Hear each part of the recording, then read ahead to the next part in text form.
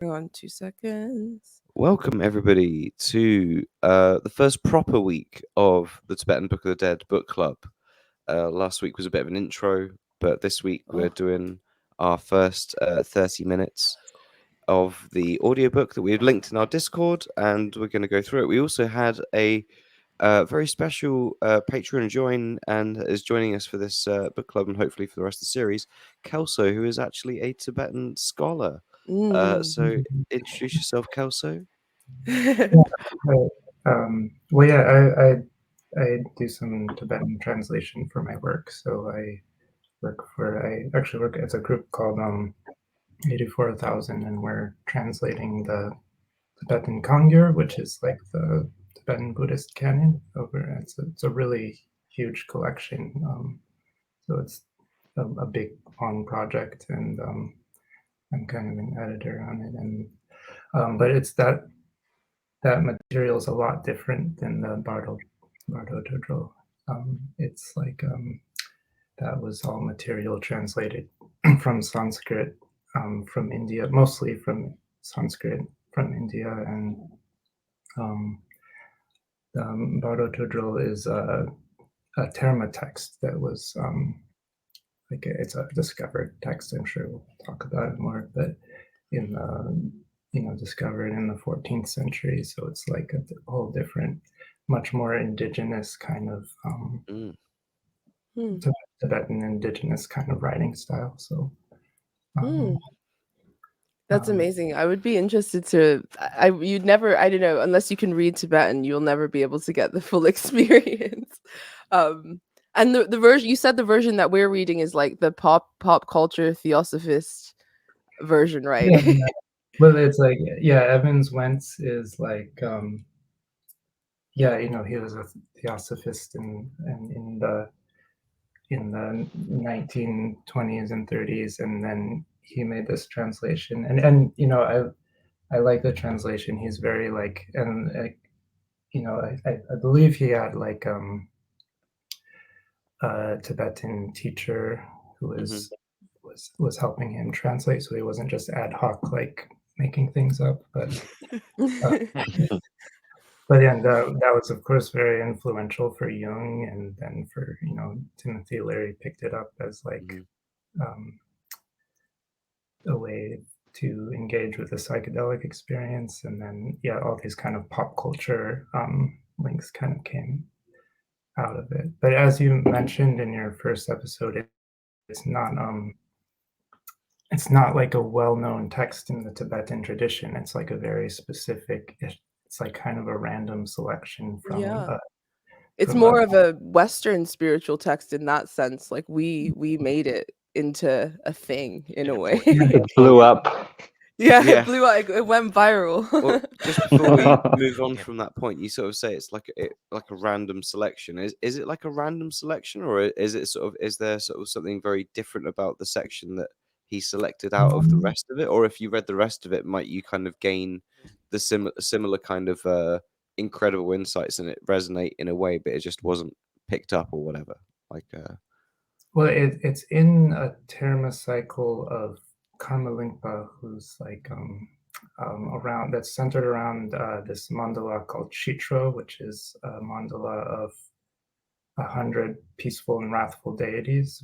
And so there's a whole like other practices associated with it, and so this is just like one section that's intended for reading to someone who's passed away and who's like going through the death process. And as we saw in the first half hour, that it's meant to be read into the ear of the person who's going through the bardo. So yeah, there was also like bits of it that I feel like it mentioned holding their hands and feeling their pulse as they were like passing and stuff. So that's not just like a funeral in Western canon or in a lot of cultures. I feel like is sort of like a bit after they're actually fully dead. So it's not sort of like the way that this was sort of pitched was almost like it was something you would read at a funeral, but it's not at a funeral. It's like as someone's actually dying.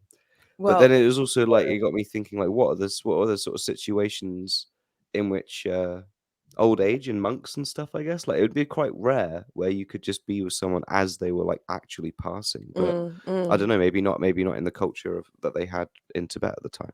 Wouldn't this be like have So been developed in like a monastic tradition, in the sense that they would have been living in the monastery in close proximity and would have probably seen things like death occur quite frequently and would have been privy to the process as it occurred.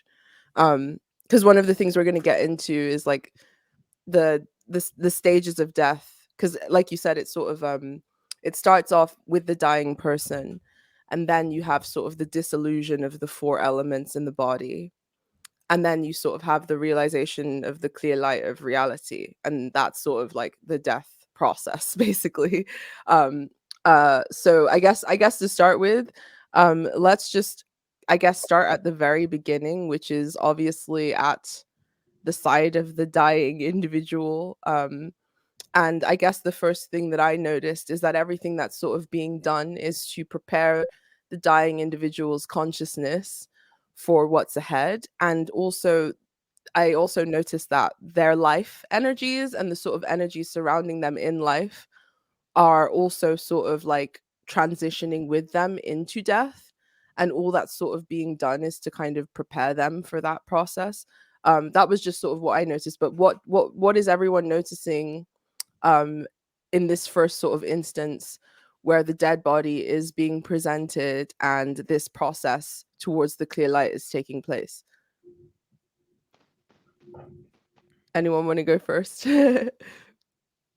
I can offer one comment. I'm glad to hear you say, is it Kelso? Is that the name we should? it's also Kelso. Okay, thank you. Just wanted to check. I'm glad you say it's like a much bigger collection of text, because I had the great misfortune of discovering this morning that minutes 1 through 30 of that audiobook are page 225 of the book that I have. There's like 10 chapters of text do you Wow. have before the where our Tupten audiobook Jinpa? begins. Say Do you again, have Salsa. the Tupten Jinpa version?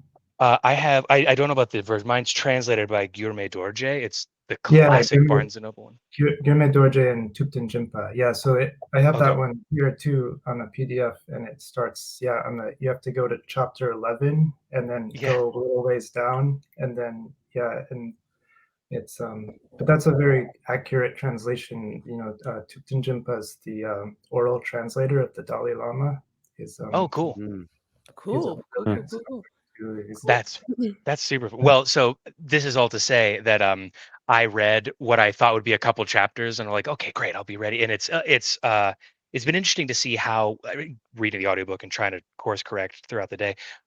It's a very intertextual document. It seems like there's a lot of, oh, make sure you confirm by consulting the natural liberation through the recognition of visual signs and signs. Like, there's a lot of like, go read chapter 3 to make sure you get chapter 11 right. And I don't know, that was it's curious that it's so like self-referential for like an otherwise like apparently sacred text, and outright saying, make sure you read the intro first and stuff. That was something I noticed.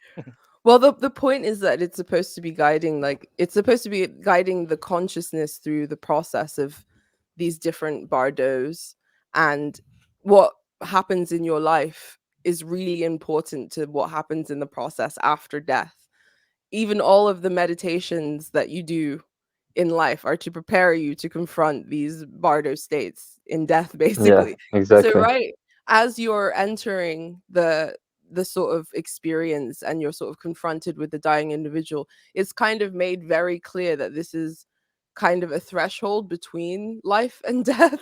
um and yeah, I thought, so you were talking about the body, the sort of pressure points of the body. Hmm. And in the extra resource that I've been reading, this has to do with the sort of disillusion of the four elements, which is like obviously with earth, which is like your sense of boundaries and boundedness, that completely dissipates.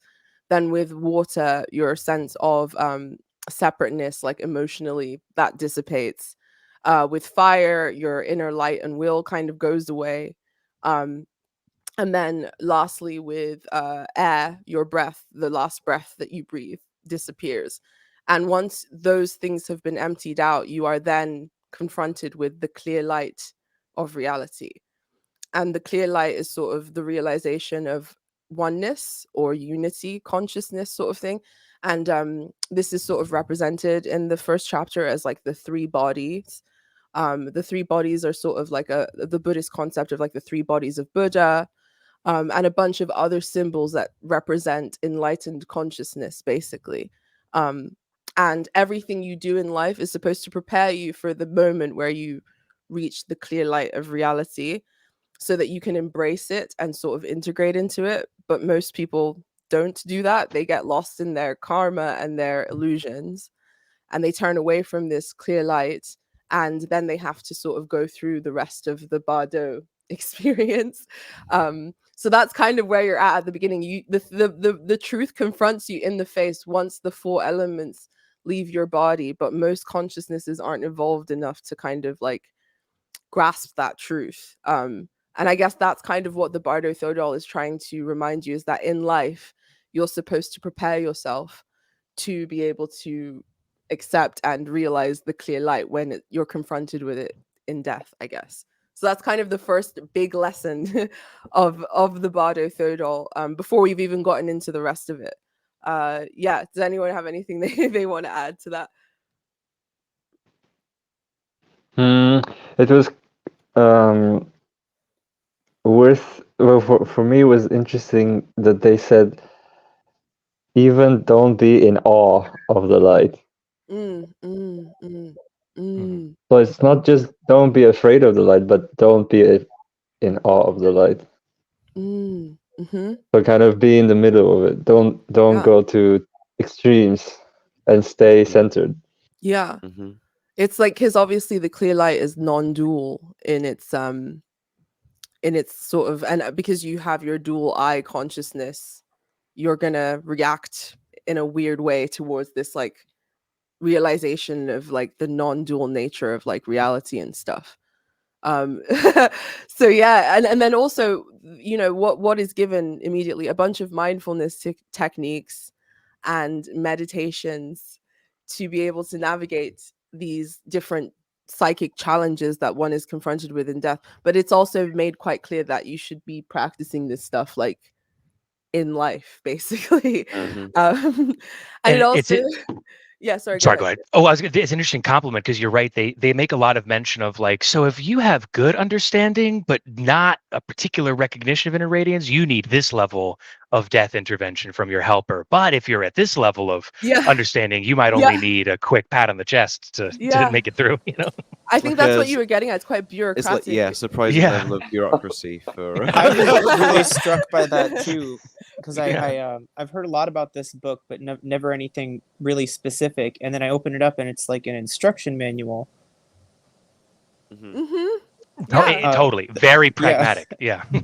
Let me give you a little visual, okay, of somebody who failed the test. If any of you have seen Twin Peaks: The Return, Audrey, you know, who's obviously one of our favorite characters from the original, but when we see her in The Return, she's sort of in this abject state, in this weird, I didn't understand what was going on with her character until like opening the first chapter of this, and I was like, oh shit, that's what was going on with Audrey. Like, she's stuck in a bardo of her own ignorance, and the character that she's arguing with, who's supposed to be this representation of her husband, is this sort of karmic demon that she's going back and forth with. But then her soul is redeemed because she does the dance in the, what's the name of the bar where they all hang out? Roadhouse? The Roadhouse. I saw that as Audrey's soul being redeemed, like after, but the horrible scenes where she's like with this like weird midget dwarf guy, and she's just like arguing with him, and it's horrible. Like, she's in the bar, she's like stuck in this like state of karma. She didn't do her meditations. And this is kind of what made me feel like this book is more about life than it really is about death. It's more about preparing yourself to embrace the clear light of reality and to confront it without having illusions and like attachments, in that sense. And Audrey is like full of illusions, and she's like a BPD hoe. She's the BPD hoe. She's the archetypal BPD hoe. So it doesn't surprise you that her Bardo was not pleasant. Yeah. Yeah, sorry. Go on, Um, someone else. Yeah. as a quick piggyback off that, one of these earlier chapters that I mistakenly read was about the indicating the signs of your approaching death. Mm, And it was really interesting because many of the what we might call psychological signs were like indications of regression. Basically, mhm, you're quick to anger, your character changes. These also look kind of like what we might call dementia or Alzheimer's related things, even if they're rapidly onset. But even things like aversion to your Buddhist companions and symbols of the faith. And talking about Audrey being like this, it reminds me that like a lot of like phase shifts in our lives, we mhm, often do like sense their approach and kind of resist and regress very briefly before taking the plunge. So mhm, just that mhm, another like foundation for your Audrey analysis that like mhm, it would mhm, seem that even these people who are well prepared for death, when the signs are coming, it looks like they've stumbled, but that may or may mhm, not actually be the case, or at least from what I'm reading. So mhm. yeah, I support you. Definitely. Definitely, definitely. Anyone else have anything to add before we move on? Mm, I Well, guess you just mentioned. Oh, oh go yeah. for it, Courtney. Yeah, I guess just that kind of landed with me this week as well. Like the sense of like relief, but surprise. Well, actually, so it was surprise first, but then a sense of relief just to think like, okay, I'm actually in it now. It's not like this big scary thing that happens when I die. It's like I'm actually actually dying now. I've Mhm. been going through those processes, so there's a familiarity there that was relieving to me. So I was like, oh, this makes sense. Yeah, yeah, big time. Big time. I felt that too in a way as well. Big time. You were talking about a chapter you mentioned before. I think there is something within this that I'm not sure if you're going to get onto later, but it felt like they were talking about identifying the causes of death and stuff within it. And I think that also plays into if you need a belly rub or if you need how much treatment and all of these kind of things. Like it was, it was like it just yeah. Also the karma of the person said if the person's like been naughty in their life, then there are certain symptoms and telling signs and things like that, which I thought was quite interesting as well, but also morbid. Like I wanted to skip over. I was like, I don't want to hear. It was talking about like yellow fluid and like I was like, I don't want to hear Yeah. But about yeah, I don't know. that. I don't know as well if you can ever really say that the cause of someone's death. It feels like so much of it's so random. Yeah, Do you but know what then I mean? again, I think that there are. I think because again, Is there there's no free will in like well, the? I think is that I think it's hitting at certain universal principles because if you read the Egyptian Book of the Dead, there are similar things. But I think that our attempts to unravel and decipher these universal principles probably get wrapped up in superstition and our own projections And in a copium, yeah, to right? all of those different Like things a because lot it's of like you a would be like, "Oh, scary the infant died. That's because they had bad karma in the last one. yeah, yeah, Don't yeah, worry about this yeah, guy. He yeah. had bad karma in the I last." And it's think sort of like, there that's yeah, really, or is yeah, that just a horrible thing yeah, that we're using this thing to yeah. kind of deal with and manage? Like, But even then, like I said, I think that there are certain universal principles and archetypes and themes within all of these different underworld narratives, and that's kind of what I'm trying to unearth. mm. All of the other kind of stuff is window dressing as far as I'm concerned. But they take it quite seriously, Well, yeah, because which is I think also what Alex is kind of like. I'm surprised by that as well, well, of right? But course it's they like would because they the lived during bureaucraticness of it is like quite Mm. emphasized yeah, in a yeah. way that you wouldn't expect. But even in Chinese sort of thought and philosophy, the idea that like heaven mirrored the earth, it was like their idea of as above so below in a way. So when you do look at like Chinese cosmology, there is something quite bureaucratic and like CCP about it. There is like something pretty bureaucratic about the way that things are organized, and I think it's because again it's the way that we understand our earthly affairs, we mirror that into like The Bardo is actually like applying and getting allotted council housing. And it's just like which plot of housing you put in is dependent on your karma, and that's all dependent on how you Dude, died and all I these mean, other we things. watched Beetlejuice on Halloween, Hmm. and Beetlejuice also had like a lot of our ideas of the afterlife have a bureaucratic nature attached to it. That's very true. The Same thing Egyptian as like Yu Yu Hakusho was that way too. It's like a whole yeah, office, right? yeah, Your exactly. spiritual credit score. Exactly. Have you ever heard of an American absurd sitcom called The Good Place? Yes. Yeah, that's horrible. With Ted Yeah. Danson. Yeah. Oh dear. There's definitely some good moments in that. I feel like I tried to watch it and then kind of fell off in season 1, but haven't carried on. But is it worth carrying through? Have you watched all of it, or? I have no idea. I feel like I myself get stuck in a time loop every time I try to start season 2. Yeah. Oh no. I can't tell I can't tell what happens after a few episodes of season 2, and I found the show a bit annoying. So Yeah. It's the one with Kristen Bell in it, right? Yeah. No, I can't do her. It does have the attitude if like discussions of death were being had like in a Target or a Walmart, you know what I mean? Like just a peppy lifestyle store. Yeah. Like we can figure this out together. It's like a segment of The View they've made a whole series out of. Totally. In the Egyptian afterlife, if you pass the test, you get to farm forever. That's like their idea of like paradise. So it's like playing Stardew Valley for forever. Hell yeah, brother. You get to play your farming sim for all eternity, basically. Which is their idea of it. So that there are all kinds of, but the bureaucratic thing is sort of a theme, and the idea that like you have to sort of live through crime. But one of the things that is said that's quite hopeful, and that's sort of impressed upon the souls, is that all the apparitions that you are going to confront in the Chikai Bardo are of your own mind. They're from your own projection. You're already beyond death, so nothing can really hurt you. But the thing is, if the soul hasn't done its meditation and gone through the process of learning all this stuff, then it's gonna like freak out. And the point of this whole process of learning blah blah blah is to not freak out, and and the point is to cultivate mindfulness and also compassion in life, so that when you are confronted with these wrathful deities and peaceful deities, you're not mesmerized by them, and you're also not feared by them. And that's one thing that I think pertains to life, is that facing one's fears is important, and the way to do that is to cultivate mindfulness and compassion in your day-to-day existence. And compassion, I thought it was important because like meeting things with fear and hatred sort of go hand in hand. And if one cultivates the quality of compassion when you're confronted with things that are fearful, you're less likely to react with rage and hatred and anger. Like when Audrey's in her bardo, that's kind of what she's doing. She's like yelling at this guy and screaming at him, and like, you know, rather than trying to understand what this element of herself is like attempting to teach her.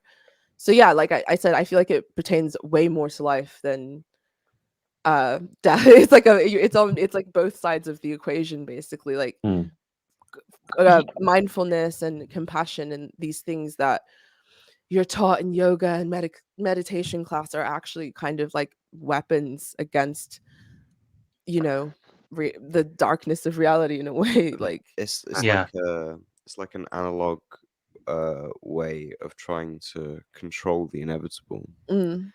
Of like and oh, go for it, man. I sorry, I didn't mean to cut you off, but there was an interesting there's an interesting tension here, I feel, that I also find in a lot of the entire history of Christianity in one bite, which is like there is all this emphasis, like you said, on like cultivating virtue and rousing your spirit to like doing these right things and to achieve this constant awareness in your mind. But also it says here that like, you know, like having a certified person reciting these and calling them to your attention can kind of elicit the right outcome at death for you. You know, like, and I don't know if I'm reading that right, that it's all the way, but if you haven't sufficiently entered the state of inner radiance yourself at the time of death, somebody can recite something for you while you're almost out, and it'll get you along the way.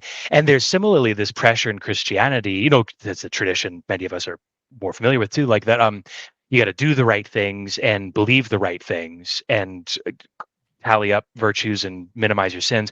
But also many people simultaneously believe that at the last moment, if you simply accept Christ as your savior, that is like simultaneously sufficiently a right belief to give you the right outcome at death, Mm.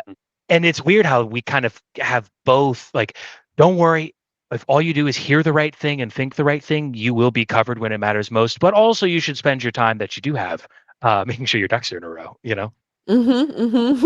I think it's sort of like that fundamental non-belief in human beings that we would just be nice to each other and be good to each other because it feels good and it's good to be good. Not because of this kind of overwhelming sense of like existential dread about the afterlife or some kind of deity judging your life choices or anything like this, right? But that we didn't have confidence in people, and we still don't, which is kind of like why we have a lot of the laws and all sorts of stuff that we still do and shape society around, is sort of the fundamental disbelief that we will be good to each other in unprovoked circumstances. That's what's so interesting though about the Bardo state is the fact that you're kind of accountable to yourself. There is no deity on high sort of judging you in that sense. It's already sort of made clear that anything that confronts you is sort of a projection and an apparition generated from your own karma and your own mind. It's just whether you can come to Yeah, terms it's with whether it. you can deal with it or not. So in that sense, you're kind of working through your own shit in that sense. All your mummy and daddy issues come crawling come up. crawling up and like blah blah blah. But it also kind of reminds me of the psychedelic experience in that sense, where it's like you're unsure of what's going to happen, you don't know what you're going to confront. The more open you are to the experience, less resistant you are, the more likely you are to have like less of a shit time. The more resistant you are, the more likely you are to have a terrible time. Even having the knowledge, if like if someone had told me the first time I like freaked out on a trip, if someone was there whispering in my ear, they're just like apparitions, they're just like generations of your mind, maybe I wouldn't have freaked out so much about it or whatever. But yeah, it seems like even knowing the knowledge within the Bardo Third Eye can help you navigate other strange situations and other liminal spaces outside of, including like psychedelic trips and visions or other liminal states of consciousness, in that sense. Yeah, big time. Yeah. What was the other thing? Yeah, the peaceful and the rage, the peaceful and wrathful deities. Kelso, you were talking about the mandala, that's sort of a depiction of these peaceful and wrathful deities. I'm assuming they're going to play a major role in the upcoming chapters.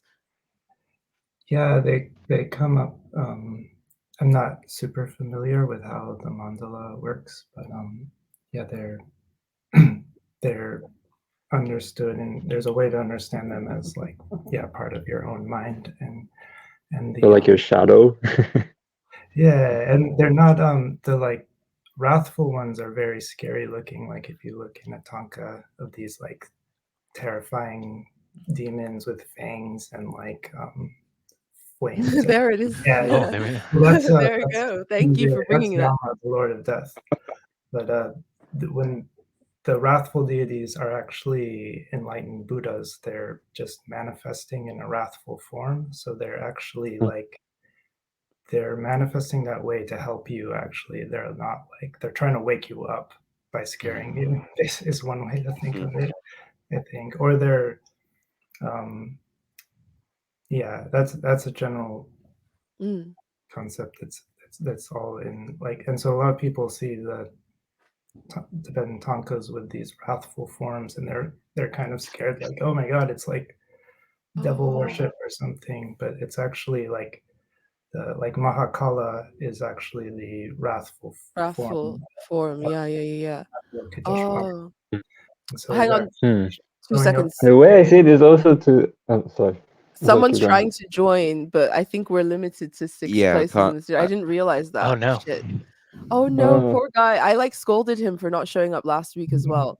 Oh shit. Is it Nachara? Yeah, it's not a Jara. Oh my god. I'm kind of having a bit of a headache, so I think I can take one for the team. Are you okay? That's cool. Okay, cool. We'll kick you can then. you can stay in, but it means that I don't think you can Yeah. talk in the chat. In the chat. but But you it's can all Oh, talk okay. in yeah, the yeah. private You can chat talk if you in the type. private chat, yeah. Yeah, yeah. But hang on, we'll kick him. That's We'll cool. kick you and then bring him back in. Hang on.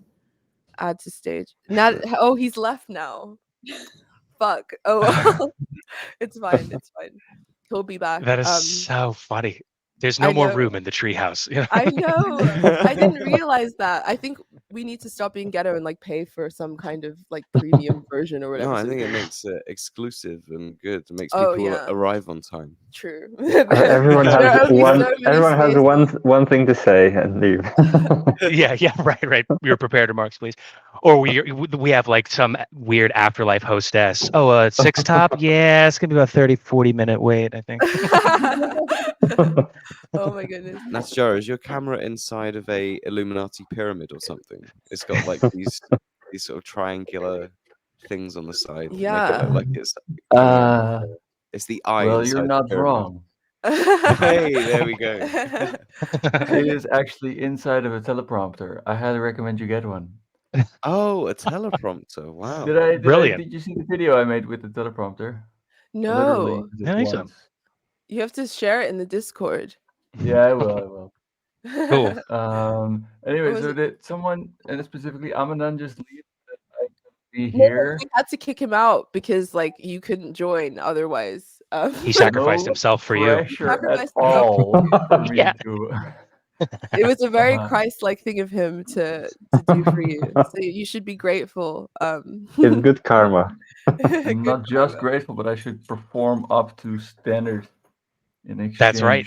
Should follow his example for others. It's also, that story you shared, or like the example you shared of how like these Buddhas appearing in wrathful form to help you is so interesting because we've like kind of had that come up before, the way the devil is like a helpful challenger to Jung in the Red Book. It also reminds me of like when Krishna reveals himself as Death, the destroyer of worlds, to Prince Arjun. Like it's this terrifying, hellish machination that is instructive to him. And same thing, like when God appears to Job as the terrifying storm to tell him the true nature of reality. It's such a cool next iteration, for me at least, of like, oh, the scary thing is wisdom in a terrifying form. Like, Yeah, Uh, yeah, pretty I much. see it as like full integration, kind of like the Totally. devil, like both opposites, kind of. It's like Abraxas, which Jung talks about a lot. And that Abraxas damn is frog. yeah, exactly. Abraxas is sort of like the sort of, but it's like it's both good. It's good and evil It's kind of chaos, isn't united. it? It's like it's like Giant all-consuming chicken, right? The yeah, chicken pretty that just much. pecks you. Pretty much. The one Shin on top of the Godzilla. That's pecking right. order doesn't care. Yeah, pretty much. Forgot about It's that. Shin Godzilla, but it's like the principle beyond good and evil in that sense, and it's terrifying to the human psyche, in a similar way. It's like nearness, yeah, which is like in awe, but also scary. Also, the wrathful forms can serve the function to destroy your ego, so that's why they're scary. Like a way a bad trip is terrifying. Yeah, yeah, Mhm. and like it's even because like I've read it ahead a little bit. Sorry, guys, but like there are even parts where souls like faint, because they're so terrified because they buy into the lights that and the illusions that you're told explicitly not to buy into, and they sort of faint and fall back into samsara and might not get a favorable rebirth or whatever. And Wow. it's almost like the souls are getting put through this like simulation where they're being shown all of this stuff that's supposed to wake them up, but then sometimes it gets too overwhelming, and then they sort of like have regress back in some form or fashion. Yeah. I think it's really interesting that it's sort of not dire, like that. It's not as if if you see the Lord of Death or whatever, you're gonna be consumed and annihilated. It's more that you might have to go back to hit restart on the You've got video like a game. realization you're due to make. Yeah, that pretty you- much. That you've not made, and if you've not made it, then it's not the end of the world. Yeah. But you maybe in a couple of reincarnations, you'll have another chance. Yeah, it's much chiller than the Egyptian afterlife where like the who's the goddess that like eats the soul and like it's not Sobek, it's I forget the goddess that like eats the soul and sort of annihilates it in that sense. Like once your heart is weighed against the feather of Ma'at and you fail that test, your soul is kind of consumed by this big crocodile goddess. So yeah, there's that's not as like chill as this, I think. Go on, Nasjara. Alex, did you see that? I felt like, Jake, you were reaching near the camera, and there was like your arm was roughly the same color as the cat showing up at Alex's camera. Oh my god! Oh. Sorry. Wait, what's going on? It's Finnegan. Finnegan? What's his Finnegan? Finnegan, yeah. Finnegan, oh, so Yeah. sweet. And we are just in his wake today. Yeah. Oh, bless him. So sweet. Sweet guy. Where's our cat? He's chilling on the bed. Oh yeah. He's like, And we have an teenager. envious younger brother right there. Oh Oh. no! Oh no! He can't come to the I'm table. I'm sorry. so sorry. Oh. Anyway, Speaking sorry. of It's enough envious younger distraction. brothers who can't come to the table, there's a message in private Oh, chat. everyone's got their cats. Everyone Okay, has their good, cats good. now. It's Everyone, I I feel imagine like Oh. the Bene Gesserit have a book like this for navigating the spice agony and awakening the other memory. Oh my god, it could be. This is what I imagine the spice agony is, and if you come through it, you then become like a reverend mother. I feel like Finnegan's Wake is a bardo, from what I've read about it. Totally. I have Right? not made head or tails of it, but I've tried a couple times to read it. That makes a lot of sense. Every single person I've read about online has not made head or tails of it, so I wouldn't feel bad about it. Like I was even reading, there was like an article where in California somewhere there was a book group that met every week for 27 years and just read Wow. Finnegan's Wake once. Wow. I think it just once Wow. through, just to kind of like Whoa. try and understand it and try and like figure it out. And like That's still at the fucking end of far out. 27 years, none of them had really like a good answer for it. So, but it Damn. feels like it's that same thing where like it's kind of like a synchronistic thing where like you would probably be reading it and then maybe something about that portion of Finnegan's Wake or a story within it kind of then like awakens something within you or like an idea or kind of a Mhm. connection of something within your life. It feels kind of like one of those weird books that's not really meant to make sense as like a text itself, but more within the context of the person that's reading it, and it's kind of like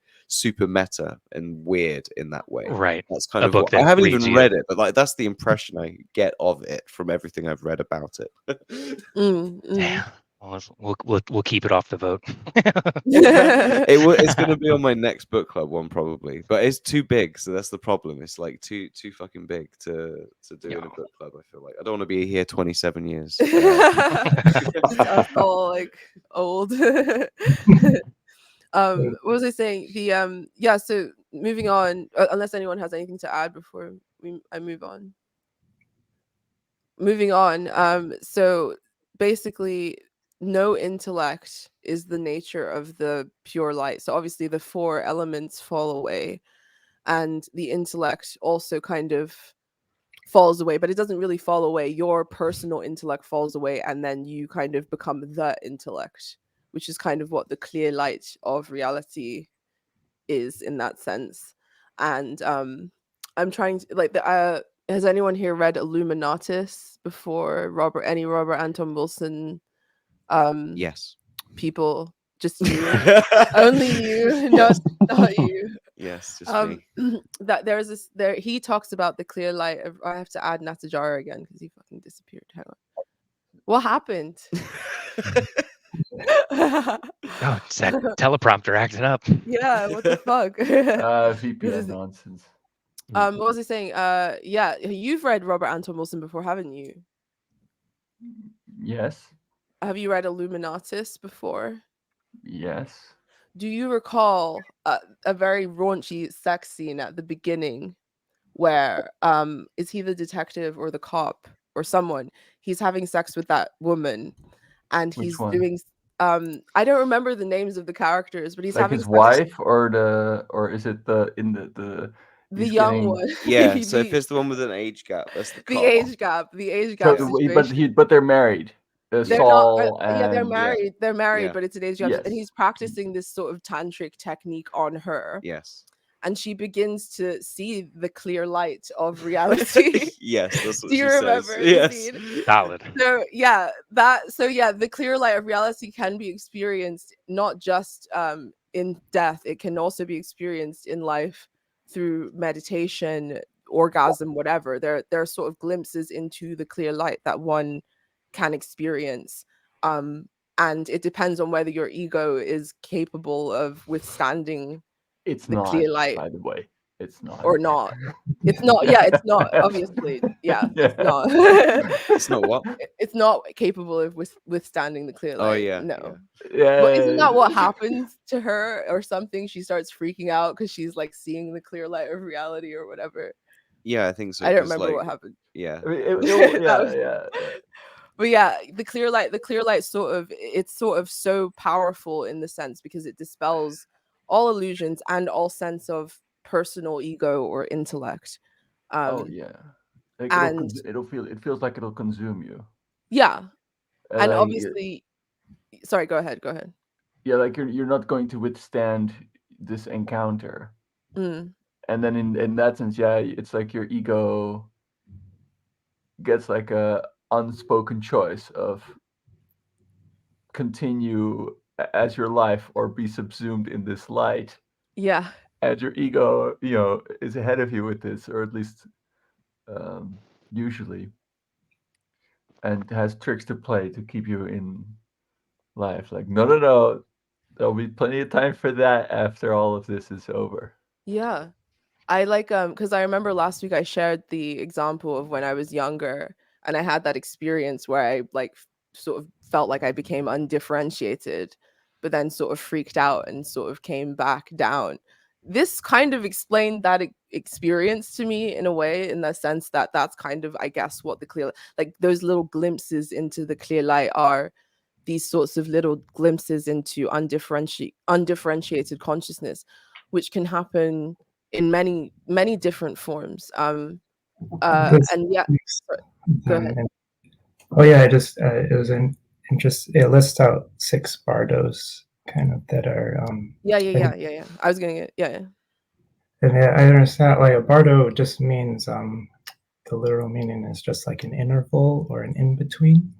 So it's kind of like a gap between states of conceptualization and habituation, and it's in these gaps that we have an opportunity to wake up, sort of. So I think that's why there's so much emphasis on the clear light at the beginning, because from what I've understood is that's like our best opportunity to actually wake up and become enlightened is actually of that. Yeah. It's just this brief moment, and it's this one opportunity. It's supposed to be like this really opportune moment where if you can recognize, it's a non-dual. It's an essence of non-duality. It's the essence of reality. If you can recognize that as your own mind, then you actually are liberated. You wake up and you, like, I think it even says you don't have to go through the rest of the bardo total. You've got it. It's just this one like kind of opportunity, and all the bardos are actually like that. They're gaps between habituation, where there are liminal gaps between one state and another, or and it lists them. I think towards the end of the section we listened to, it lists the 6, which is I have them here. Hang on, let me pull them up. Yeah. Cool. Okay, so you have the womb, which is a bardo.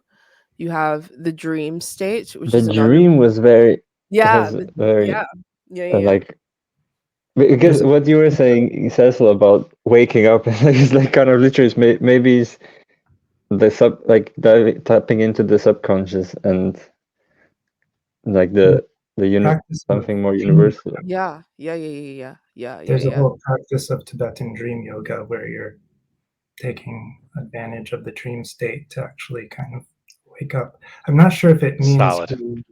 if the That's so bardo cool. is the dreaming state or if it's the state between dreaming and like the And dreamless not. state.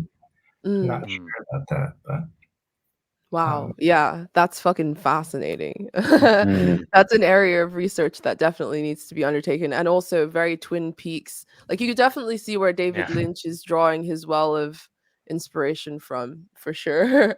But yeah, so the womb, you have the dream state, which is a bardo as well. You have the state of meditation, or very deep sort of meditation, which is a bardo. Then death, then the clear light of reality, and then samsara, or like the sort of cycle of death and rebirth.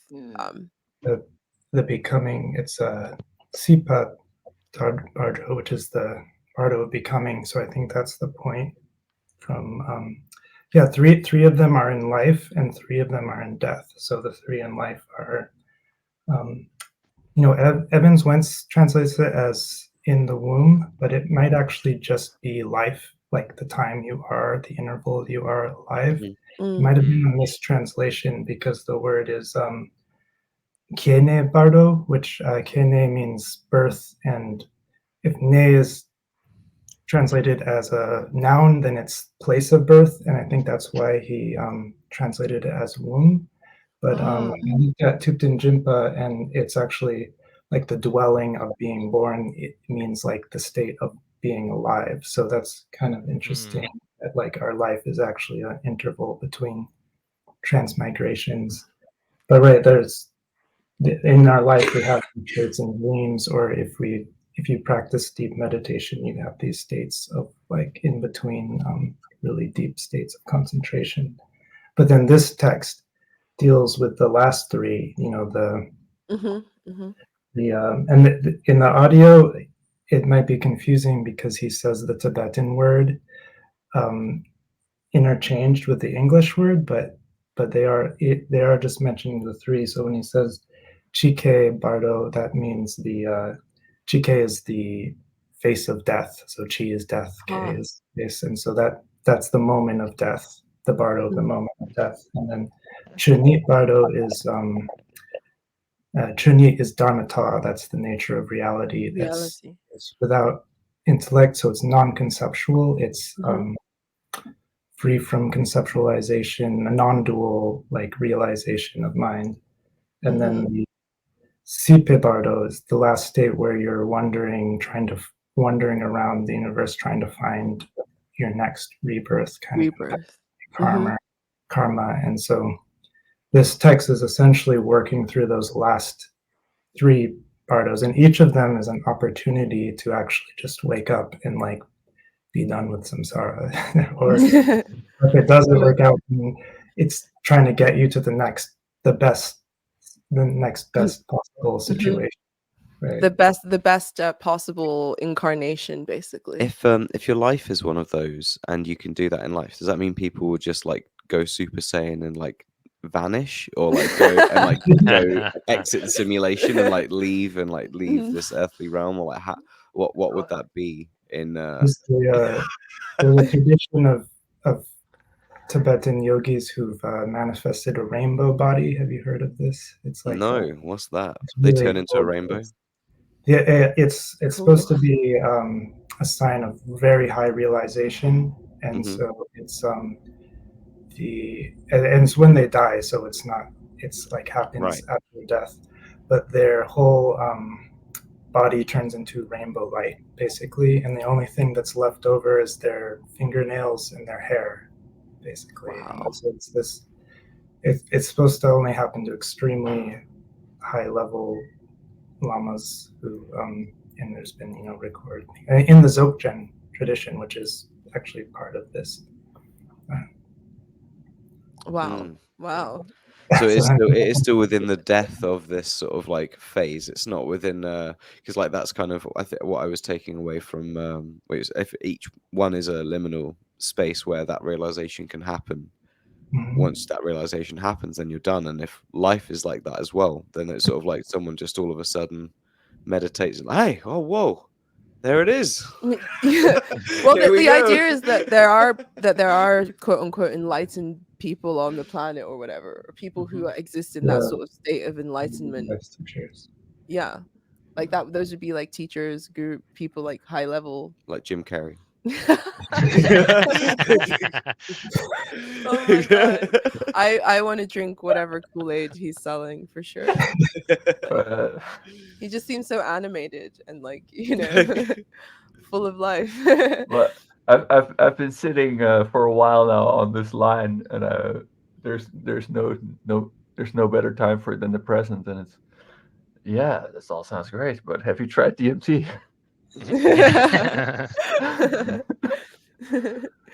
Oh my god, not yet actually, to answer your question and not be facetious about it. Like I'm yet to try DMT. Has anyone here done DMT? No. I've done Still very- waiting. and then ayahuasca.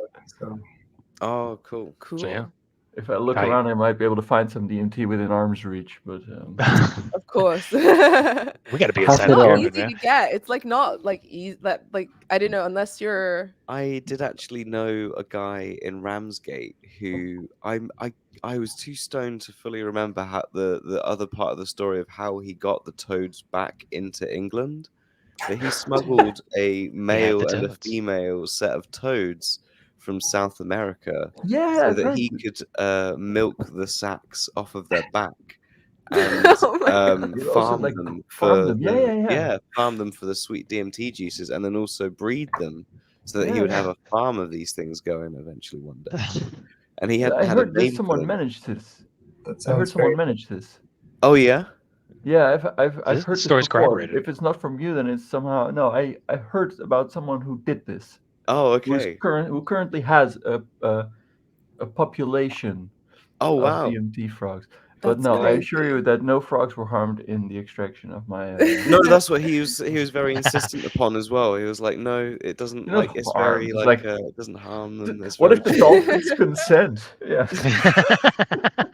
Oh, dolphins consent. We're getting into some John Lilly territory right now.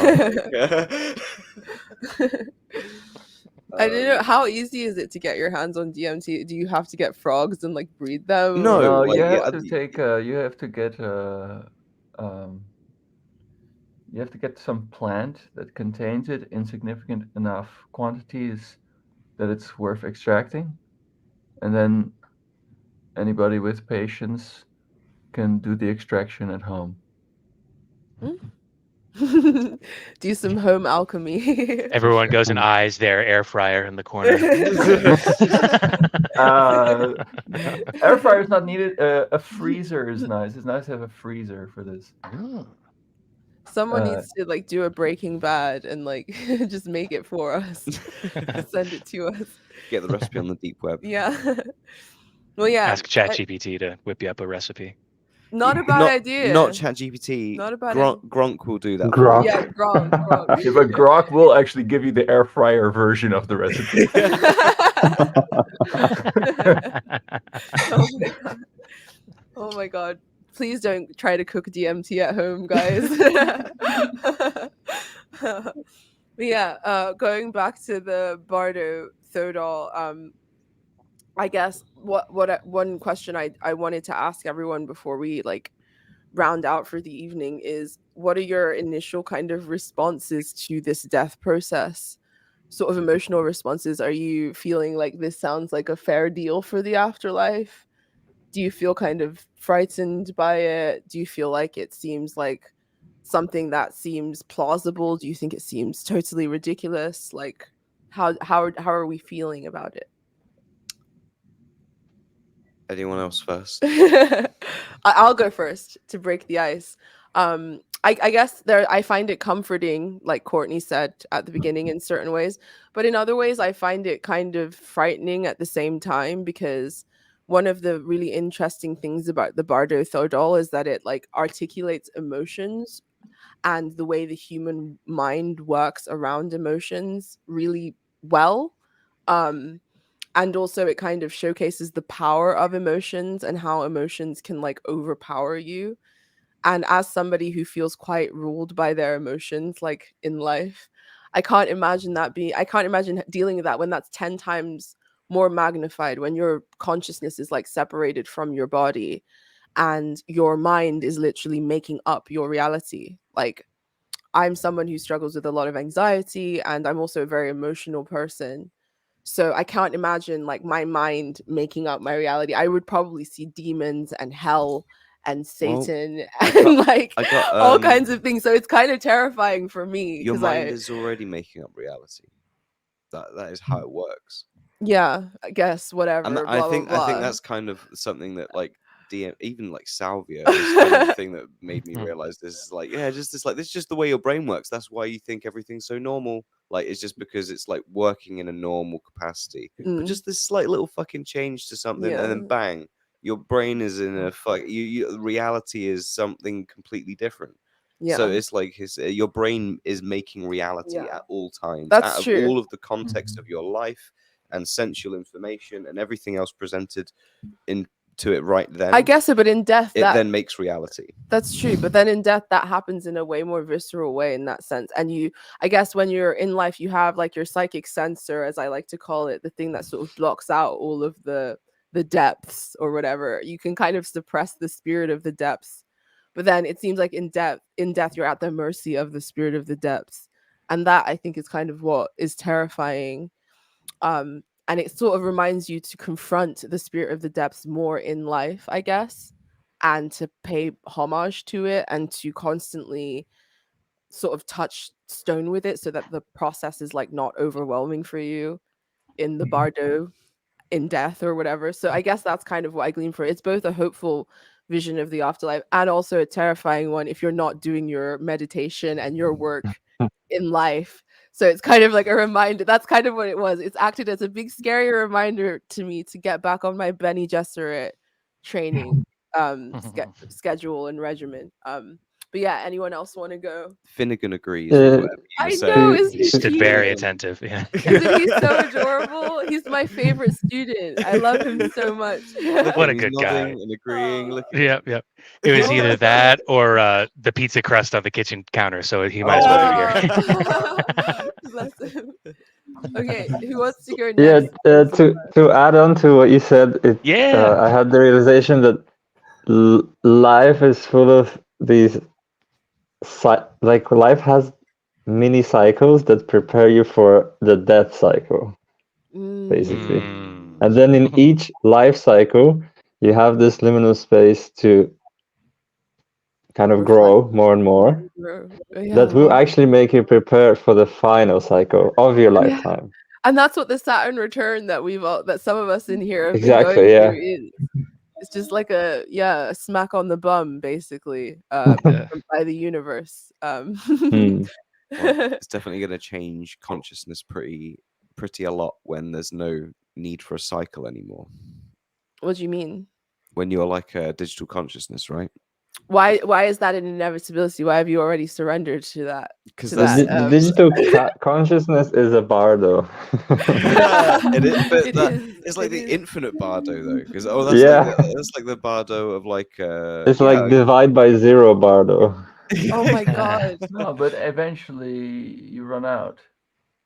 Yeah, like, I think this is the out of RAM. Well, Oh no, Adaman. like imagine Sorry. living 1700 years in the metaverse, and then you have to weigh your soul, and Sobek has a like it's like how do you come back from that? Yeah.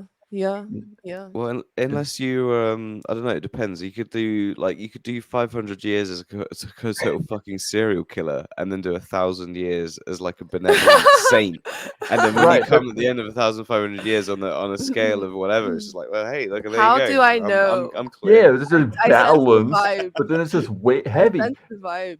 But That this you're like reminds an me actually old of the soul who's like, whole go. start. Like it's when I was listening to this half an hour one, I thought about Henry Kissinger.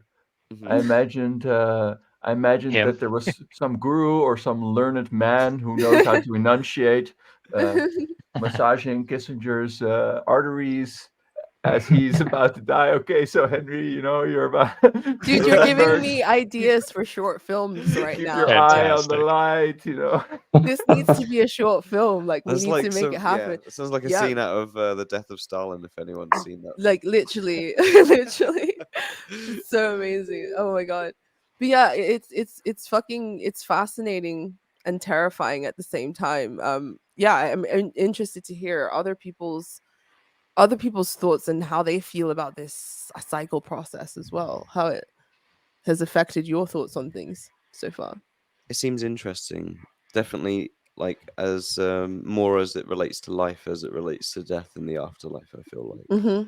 I feel like, as I sort of said in the first episode, like I'm all open to ideas, and I would love to be sold like a new idea of the afterlife that you could get really excited about. But I feel like because you're only getting like 3 of the 6 bardos, and then also like it's only a chunk of a wider text and all this kind of stuff. I'm not gonna get that from the Tibetan Book of the Dead. It's not going to give you enough of an encompassing scope of the Tibetan afterlife. I feel like for you to kind of be like, oh yeah, that's fucking sick. I'm like sold on that. That's like that's logical.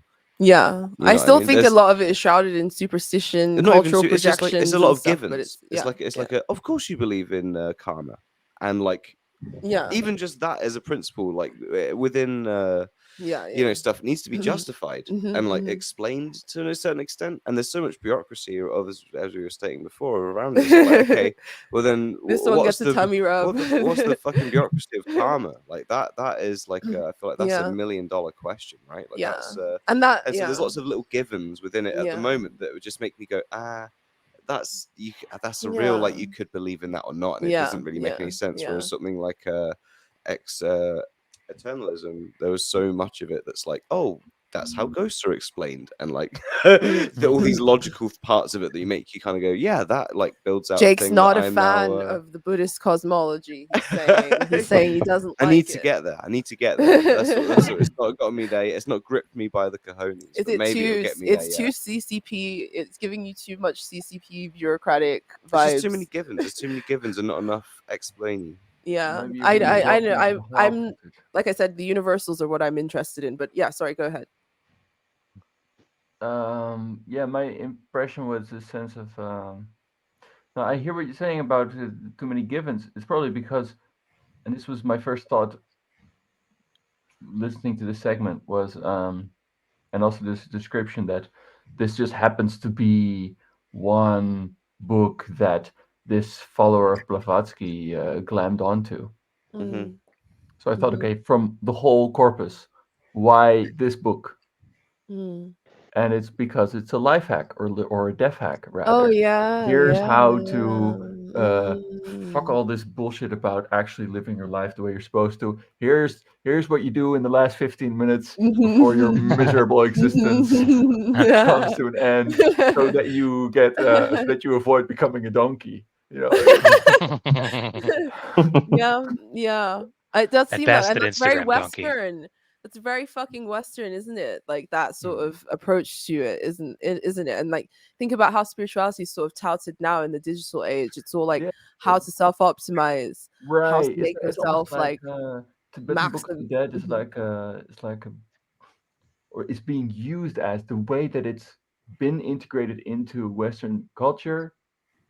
You almost have to pair that with the phenomenon of Bali influencers and see, this is why they're going there. It's like, you gotta find a nice high perch to launch your desire to reincarnation. Being cancelled is kind of like a modern bardo. No? Cracked open the 7th bardo. Yes, but also with these Bali influences, the text also said, even if you were exposed to them, if you didn't practice them the right way, it doesn't matter. So I immediately thought of this like fake pseudo wellness spirituality thing that's going on, and how that has nothing to do with It's like it won't help you when you're dying, you know. Yeah, Yeah, I like probably. it. Maybe that in a way that this idea of it being, oh, just say the right words at the time, just when you're dying, keep your eye on Christ, and make sure to deliver your soul cleanly and neatly wrapped into God's waiting hands, and then you'll be all right.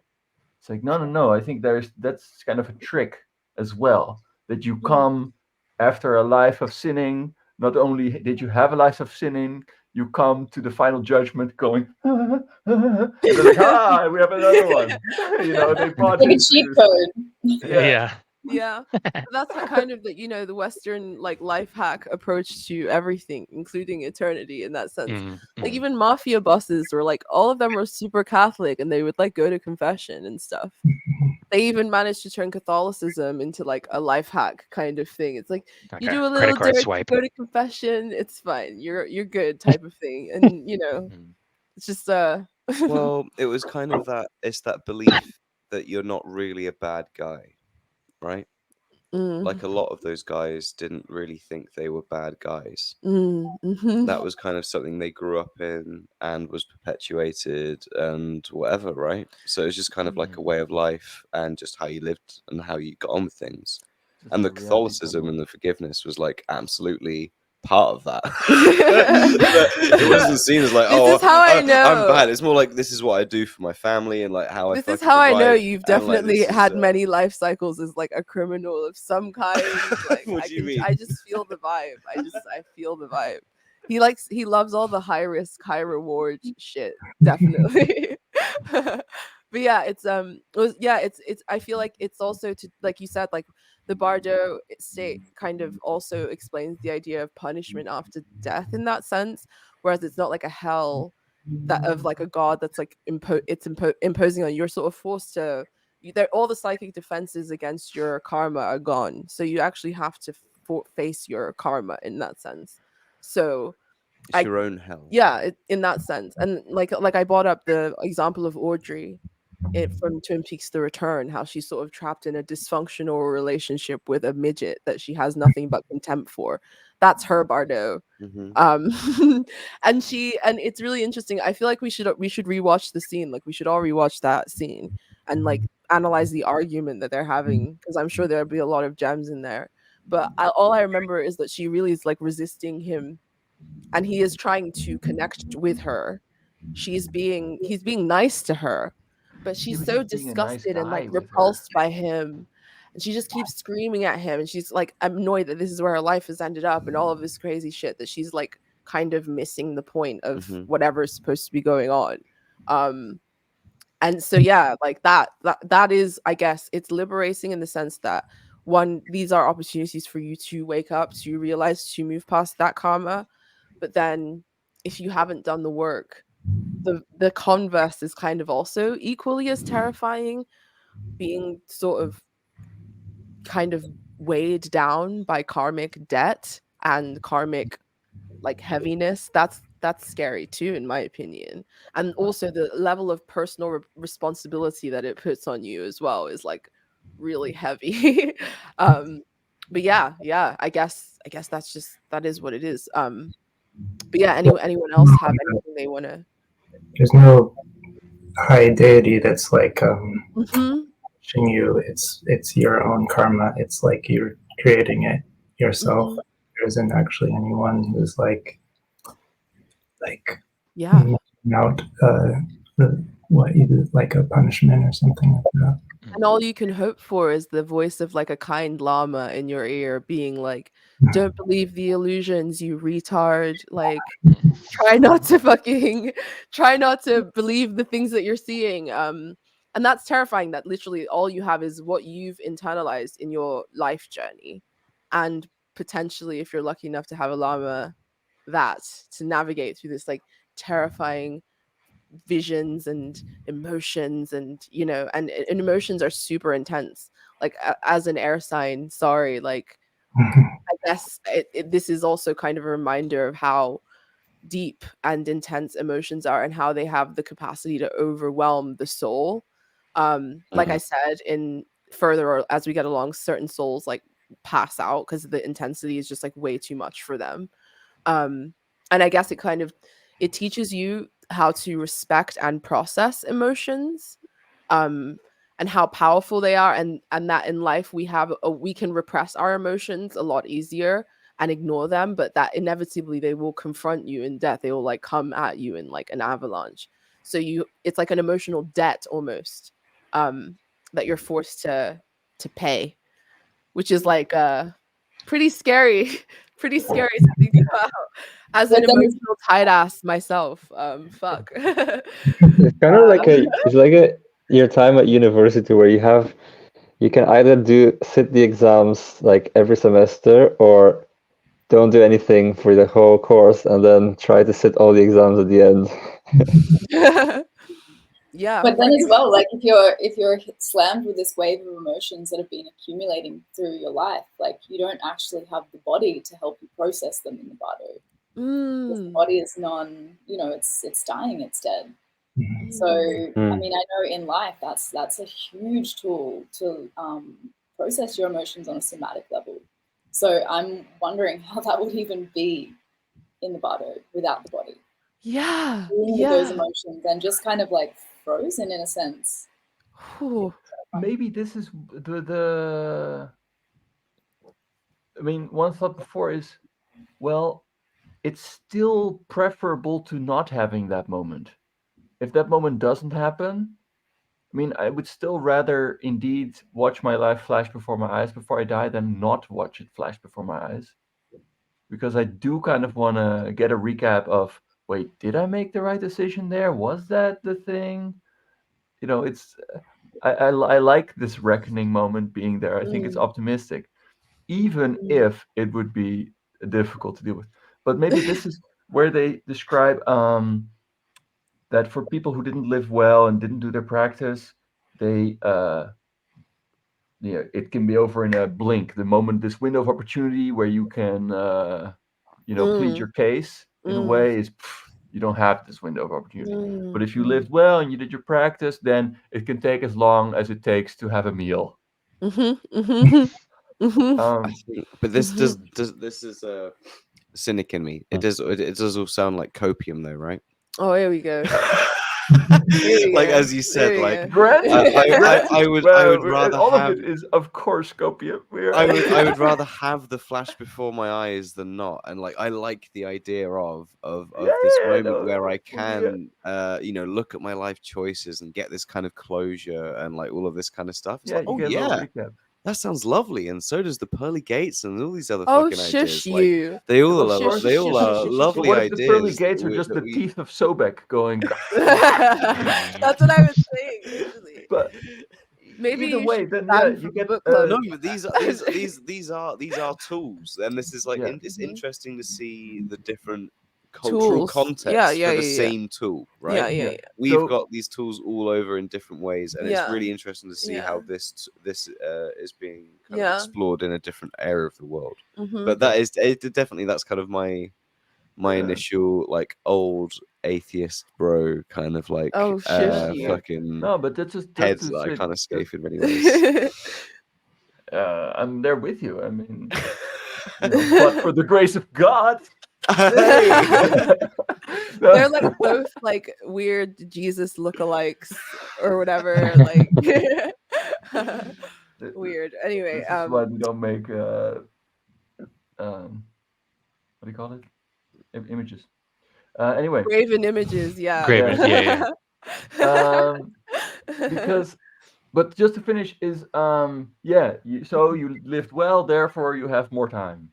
So yes, this is how you process it without the body. You lived well. There's not a lot of, oh my God, jarring, shocking stuff that would, turn your hair white and your teeth inside out or whatever. Yeah. Because you lived well, so there's time to just, okay, all right, process, transfers, do something. Whereas indeed, if you have a lot of stuff to, like you get this emotional debt and you don't have the body to work through it with because the body's dying, it's like, and you just freeze like, and you go into your grave like, and it's terrible. So many people in my life, I gotta have that. Oh God, no. Went that way, yeah. The grimace.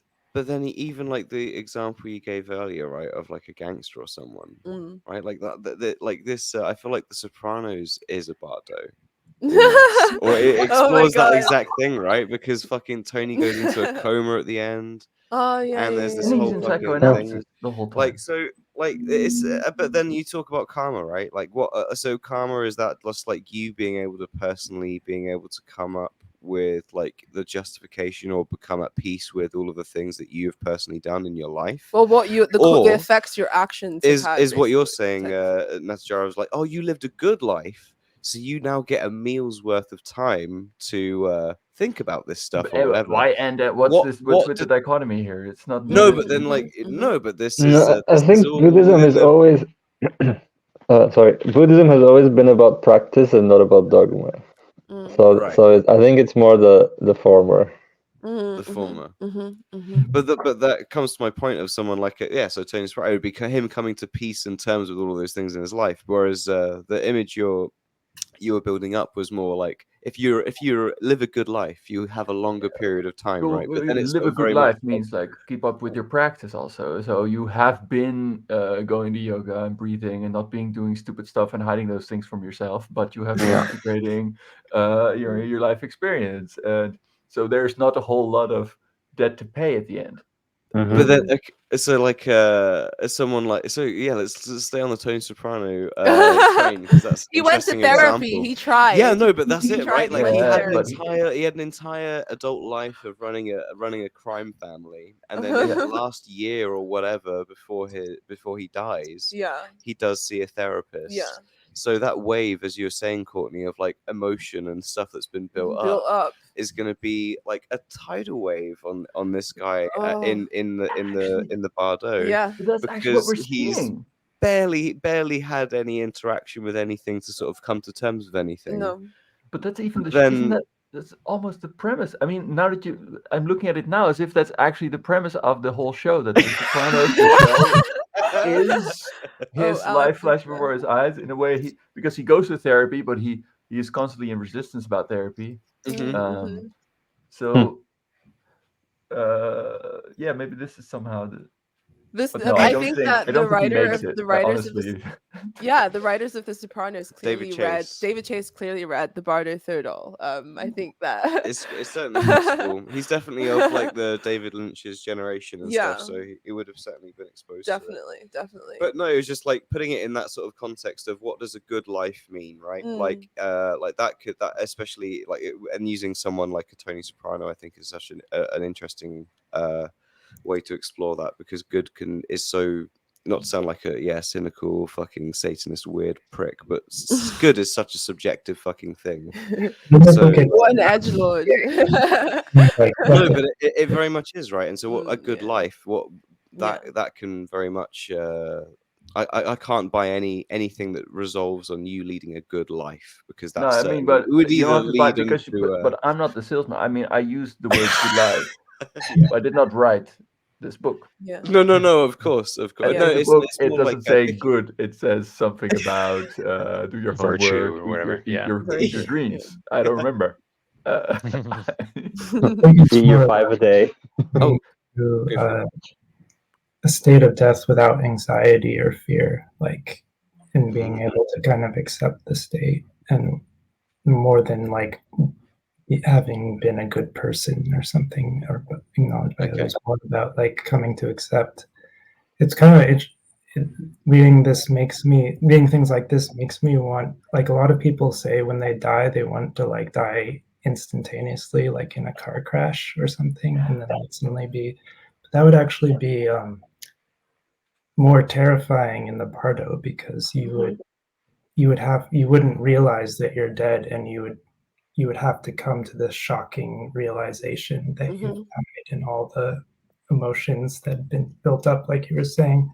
It would be better to like actually be sick and like in a hospital and even suffer, but like through that suffering you would come to accept your death. And like, I think that's what you see in a lot of reports about like hospice workers with like who are dying in the death process, that like the getting sick and approaching death, having that time while you're alive is really beneficial because you can come to accept and ease your anxiety towards like entering the death state, which I think is what is like the point here of like of entering the death state without intensive, like with some sense of calm and serenity. I think that's why it describes also that like you shouldn't have the relatives like weeping in the like it's not. I don't think it's like degrading like more remote like what do you what's the word mourning, yeah, but it's saying that for the person dying, like that is really intense emotions that like will prevent them from being able to let go of because that's the essence of the death process. You have to let go, like you no longer have a choice to hold on to your ego. You're like it's irreconcilably you have to let go of who you think you are or what. Yeah. So Yeah. It's like Even that in life, being able to accept death makes the next thing you're going to enter into better, or you have better chances of it, essentially. even in life is sorry, go. Or at least it's not guided by a state of anxiety and fear and confusion is the key thing, because that will lead you just like could lead you anywhere, like into chaos and fear and Yeah. Into a donkey. Like surrender and letting go is such a big part of it, a part of the death process in this sense, in terms of what you're being told to prepare for, but it's also so integral to so many parts of life that are important as well, like the ability to have that receptivity and that like surrender in art, in all sorts of different areas, in sexuality, in everything. Like the ability to surrender deepens and enriches like the experience. And I guess like being on the precipice of something frightening like death requires a lot of like courage to confront. And unless you've actually worked to build that courage in your life, it is going to be a very terrifying experience. And that's what frightens me, is that this sort of is okay, the cheat code, this is what goes down. But like, how many people are really truly prepared for death, especially in Western culture? How many people are going to go through the bardo, and have really terrifying experiences? But that does predicate on it mattering or not. What do you mean? It matters if there is something afterwards or not, right? Like that's the thing. Mhm. Like if it does, if there is something afterwards, I totally understand like a benefit of not entering that next thing anxious and understanding that you died. That like absolutely makes a lot of logical sense. But if there's not anything afterwards, then it doesn't matter if you've made closure with your life or if you've died a bullet shot or whatever. Yeah, true. It's just that's what's Yeah. happened, and Yeah. that is it. Like it doesn't matter if it's slow, if you've come to terms with it, if you've not, because that's just happened, and there is nothing else. Yeah. So it is very predicated on like if there is this other thing, then that is a nice thing to have. Do you know what I mean? But even Then it then, matters. I guess if it prepares you to live life and to confront the changes and like transitions of life, Yeah, what does it matter? I think living in a way where you dealt with a lot of your emotional stuff as you went on in life, so that you didn't have the tidal wave at the end, is a very like good mentality and positive thing to take away from it. Absolutely, big time. Because I think regardless of whether the bardos are actually real or not, death probably is a really emotionally challenging and frightening experience. not if you're dead. Not when you're dead, obviously. But I mean, leading up to death, obviously. Sometimes, Unless it's instantaneous. For my part, no, I totally see that there's this like skepticism we have to have about what truly happens upon death. For me, like, I believe, so to speak, that and the cat involves himself in my beliefs. There we go. Okay. I believe that like the mind is the body, and so, and when we think about that in that way, like who's to say what, like even in the process of dying, you hear things like, my wife is a nurse and gets into like serious situations with people's physical health of their bodies where there's no pulse, there's oxygen not getting to the brain, there's restorations of states of consciousness, and there's time dilations for the subject of those experiences as well. And so, like, when you think about like, or even in a natural death, right, where organs are failing in succession, and again, like the respiration and the circulation, the electrical activity of the brain are all sweeping forward and backwards through healthy states, and too much, too little, et cetera, et cetera.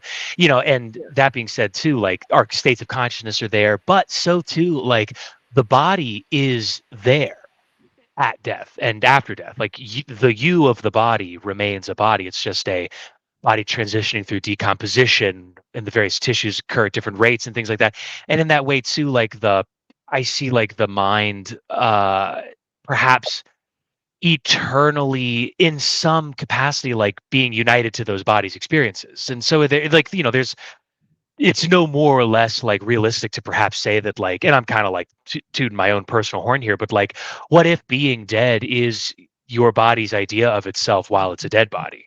And sometimes that lasts for a super long time, right? And then all of a sudden you've got this like materialist, if you will, case for, like you said, like the process of dying being like a positive one. Just throwing like my flavor on it, but kind of complimenting your idea too, Jake.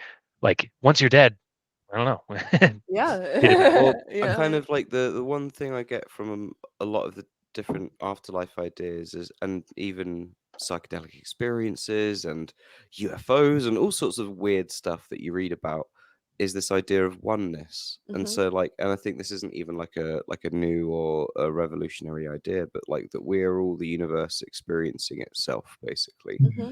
And so reincarnation, is that in a sense, but it's not like you specifically, your thing that is your thing in your head that is makes up Jake, makes up Alex, makes up all of us, goes off and then has this Egyptian god weigh up our shit and and then you become a donkey. Like I don't think it's that. I think it's like that stuff will happen and you will live and you will experience the universe in the way that you will, and then that will end. But then all of the oneness will continue. So like that's the kind of that's the afterlife. It's not with but that's you as that's you the in clear it. light. That's sort of the clear light of reality, though. That's what you're confronted with. That's the realization that you have once the four elements fall away from your body. The clear light of reality is the realization of that oneness that you're referring to. The fact that your intellect is not your intellect, it's the intellect. So I guess in that sense it sort of aligns, but all the sort of Buddhist imagery and archetypes and superstition aside, I think that's the universal thing at the core that is like the most interesting. And realizing the pure light or whatever would be difficult for any human ego. Like Adaman just said something funny in the chat. He said the wrathful deity is going through your old tweets. I mean, if that happened to me, I think I would devolve into Audrey in that. I think I definitely would. There's Sorry. that really unsettling part at the end of the Audrey scene where it suddenly, for half a second, clicks out and she's like in a white room or something. And that just leaves it at that. It was like, that really shook me when I saw it. It shook me too, big time. I rewinded that back like 4 times. I was like, whoa. Yeah. So this is funny because it's I have a thought that's tying some of these in. It's like, when you have these really fancy caskets where that are advertised with, oh, look how well this keeps out the elements, silk pillows, and your body will take forever to decompose because it's not going to get in touch with the. And in a way, I see the appeal, but there's also a risk. What if indeed? So I got this one from The Eternal Validity of the Soul by Jane Roberts, where it's like basically you're going to experience roughly, and I'm sure Robert Anton Wilson said the same thing, like you're going to experience roughly the afterlife you expect to experience. until that one also flickers out. And maybe the time it takes is how long it takes for your body to decompose. So Poor this is why Lenin. it's good to have a Oh nice no! real fire. Yeah, Lenin is Oh literally no! rolling in his grave. Like if he could, Oh he'd be rolling in no! his grave. He's somewhere, he's being, and that's why I imagine being literally roasted based on your old tweets. Oh my God, Well, no! Over the I have some. coals as your body No! decomposes, and they're like, "You wrote this? How could No! you? Let's No! look at the quote tweets." Like, oh, and you thought you were so No! cool. You thought this was the take. Oh no. No! It I would aged turn like into 5 Audrey. Gs. Like your body is right now aging like five. And this eventually your body gets fully re-emerged back into the reality, and then you are released, and then you go into the real afterlife, which is a true mystery in a way. Like up until then, you still get what you ordered. You know, in Tibet, they have a tradition of the sky burial. Do you know what that is? Oh, yeah. Yeah. There in Tibet, it's really high altitude, so there's not a lot of trees. And in the winter, it's really, really cold, so you can't really dig a hole in the ground. And so there's also, the Buddhist influence of accepting impermanence and death. So there's a tradition of sky burial. And I went to Tibet in 2015 and saw a site where I didn't see the actual sky burial, but I saw a log where there's the vulture feathers like scattered all around. And basically, a sky burial is they take your body up to like a high mountain peak, and then the vultures come and then they chop your body up into little pieces and feed them to the vultures till basically. But there's also kind of idea of this like, yeah, you don't want to be attached, and particularly in Tibetan Buddhism, you don't want to be attached to your body. Like you want to move on to the next thing. Wow. That's pretty sick. That's pretty wow. That's pretty hardcore. All that's in my The head right whole now body is is gone like very quickly because there's a lot of vultures and They're they- hungry. They're Yeah, hungry, yeah. they even grind up like the bones into like and like feed those too. And then there's also cremation, particularly for lamas and things, but but it's not always accessible in medieval Tibet because there's not a lot of trees. It's like hilly alpine. No, not what's the word for beyond the alpine? It's like just grasslands and rolling hills and like In in the Yoruba tradition, like where I'm from, the vulture is actually seen as like sacred, and it's seen as one of the faces of the mother goddess or like the earth goddess in that sense, and it's seen as her more frightful face, but it's also like one of the faces that's like worthy of reverence and respect because it's seen as the thing that like gets rid of the decay so that new life can emerge in that sense. So that is pretty hardcore that they just like feed them straight to the vultures, and like cultures that like vultures cremate. also have a positive connotation. I don't think they're like associated with any. Yeah, they're not going like, yeah, fucking dead guy. No, of course. Take that. Like it's a sport or something, like a national pastime to feed dead bodies. all that's in my head is like the cop from just shaking his head going, nasty way to go. It is a bit of a nasty way to go, to be honest. Like, but I don't know. man. It's beautiful. I don't know. It's sublime. It's cool. Nature. It's samsara. I want to be fed to like, I want my body to nourish like sentient beings when I die. So I don't know how. Crocodile. Maybe like in the ocean, like just be devoured by sharks or something. Yeah, I'm currently distributed among 900 I was oysters off Chesapeake Bay. I was gonna make a joke about a Vice documentary I saw about people who would help you sign up for that. Being eaten really? Sign by up, sentient be beings. eaten? Yeah. Wow. Oh, Wow. I do like they have green kind of service funerals they got here there where in you Germany, I can hear. Oh my decompose. god, ew. Not like What was that, cannibals. Salsa?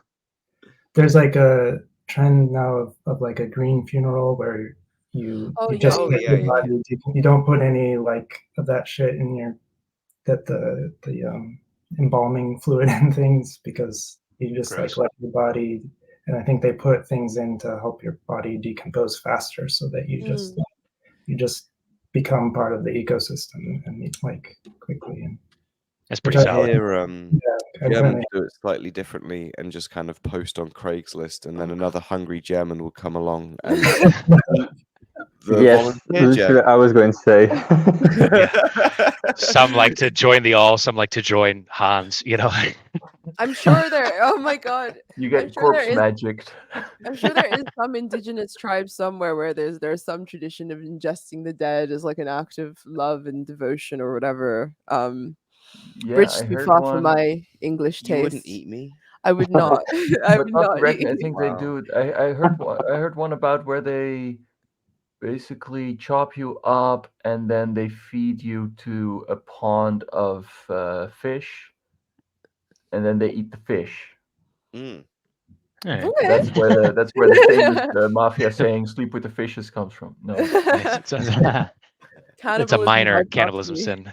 Yeah. Well, enough morbidity, goth kids.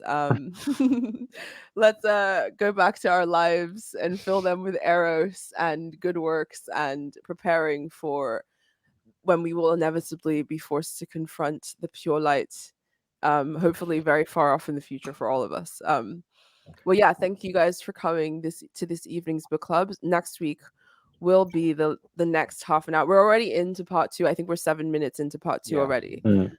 I should have just stopped at part 1, but it doesn't matter. Fuck it. So just the next half an hour, and then for the supplementary material, is anyone actually reading the supplementary material? No, I not am. yet. So It's yeah. only There for were you anyway. intentions, but It's only for you anyway. It's fine. It's for me, so it doesn't matter. I figured that you guys would be lazy students. Bad. But it's Bad. fine. Whatever. But yeah, next week, next half an hour, and anything else? That's it. Yeah, that's it. Thank you guys for coming. Thanks, everyone. I'm Cool. thank you. That was super insightful. It's so Yeah, good. very Thank fun. you. Great. Have a good Bye, one. everybody. Bye bye.